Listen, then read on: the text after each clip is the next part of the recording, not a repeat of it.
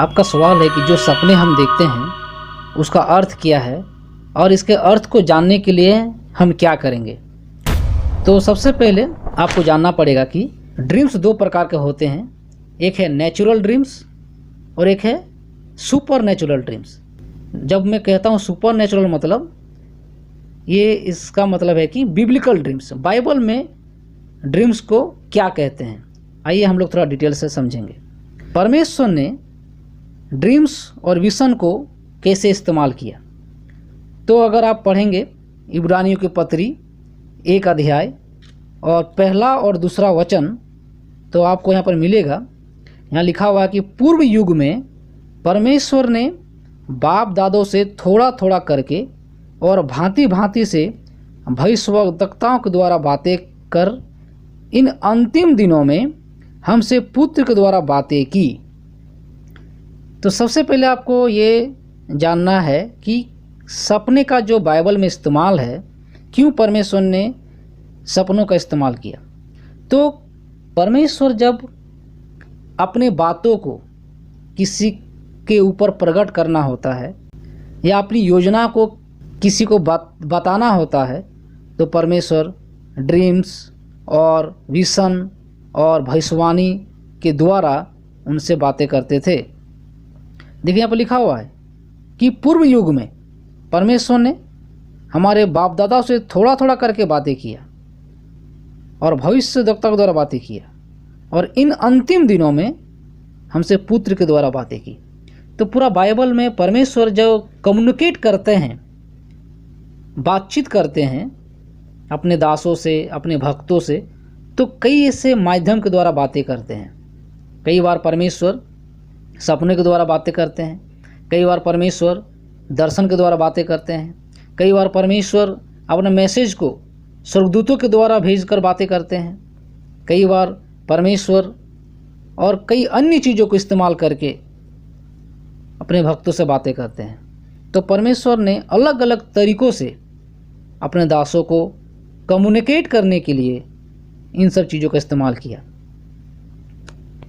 तो सवाल उठता है कि सपने इस सब का क्यों परमेश्वर ने इस्तेमाल किया। तो नंबर 1, सबसे पहले परमेश्वर ने सपने का इस्तेमाल कम्युनिकेट करने के लिए, बातचीत करने के लिए। क्यों? क्योंकि उस समय में परमेश्वर का जो कंप्लीट रेवलेशन था वो पूरी तरह से प्रकट नहीं किया गया था। लेकिन आज हमारे पास परमेश्वर का जो कंप्लीट रेवलेशन है वो प्रकट किया गया है। और परमेश्वर का कंप्लीट रेवलेशन किस में है? वो बाइबल है। आज हमारे पास जो बाइबल है ये परमेश्वर का कंप्लीट रेवलेशन है और आज परमेश्वर बाइबल के थ्रू हमसे कम्युनिकेट करता है, बाइबल के थ्रू हमसे कम्युनिकेट करता है। लेकिन उन दिनों में बाइबल नहीं था, तो परमेश्वर इन सब जरियों के द्वारा वो अपने भक्तों से बातें करता था। दूसरा, क्यों परमेश्वर सपने से बातें करता था? क्योंकि परमेश्वर की योजना को पूरा करने के लिए, परमेश्वर अपनी योजना को पूरा करने के लिए अपने भक्तों को सपने देते थे, ताकि किसका योजना पूरा हो? परमेश्वर का योजना पूरा हो। एक बात यहाँ पर आपको याद रखना चाहिए, ध्यान देने बात यह है कि कोई भी सपना जो दिया गया उनके व्यक्तिगत जीवन के लिए नहीं दिया गया कि वो क्या करेगा, वो कहाँ जाएगा और उनके परिवार कितने होंगे और भी कई सारे बातें। उनके व्यक्तिगत जीवन से कई ऐसे सपने जुड़े हुए जरूर हैं, लेकिन उसका एकमात्र उद्देश्य केवल परमेश्वर का योजना को पूरा करना है। नया नियम में अगर हम गौर करें, परमेश्वर ने सपने का जो यूज किस लिए किया, तो परमेश्वर ने, हम देखते हैं कि यीशु मसीह को पहचानने के लिए और सुसमाचार की बढ़ोतरी के लिए सपने का इस्तेमाल किया गया है। तो साधारण तौर पर यह समझिए कि सपना मतलब ये नहीं है कि किसी का नाम बता देना और मेरा क्या होगा, मैं फ्यूचर में मुझे नौकरी मिलेगा कि नहीं मिलेगा, मेरी शादी होगी कि नहीं होगी और वगैरह वगैरह। इन चीज़ों को देखना ये बिब्लिकल ड्रीम्स नहीं है। कोई भी सपना जो व्यक्तिगत जीवन में जुड़ा हुआ हो, ये बिब्लिकल ड्रीम्स नहीं है। पर बिब्लिकल ड्रीम्स क्या है? बिब्लिकल ड्रीम्स वो ड्रीम्स है जिसके सपनों के तहत परमेश्वर की योजना पूरी होती है, सुसमाचार की बढ़ोतरी होती है और कलीसिया की उन्नति होती है, चाहे वो हमारे जीवन से जुड़ा हुआ हो या वो सपने किसी और चीज़ से जुड़े हुए हो।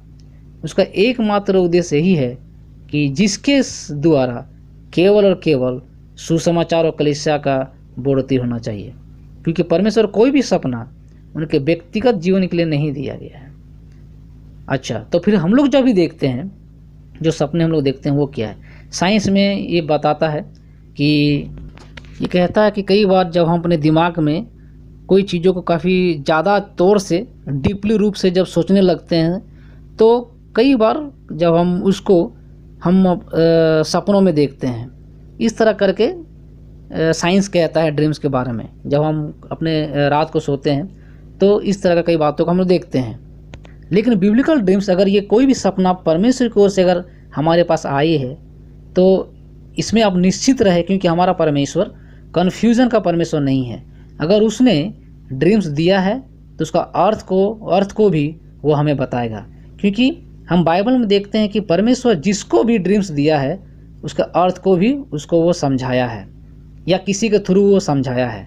क्योंकि ड्रीम्स परमेश्वर दिया है तो उसका एक ही उद्देश्य है कि उस ड्रीम्स के थ्रू अपनी योजना को पूरा करना।